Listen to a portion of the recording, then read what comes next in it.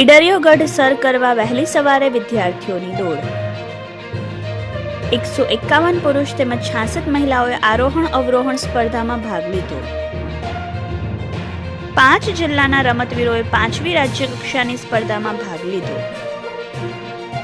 સાબરકાંઠા, અરવલ્લી, મહેસાણા, બનાસકાંઠા અને દાહોદ જિલ્લાના વિદ્યાર્થીઓએ દોડમાં ભાગ લીધો। મામલતદાર તેમજ રમતગમત યુવા વિભાગના અધિકારીઓએ આપી લીલી ઝંડી।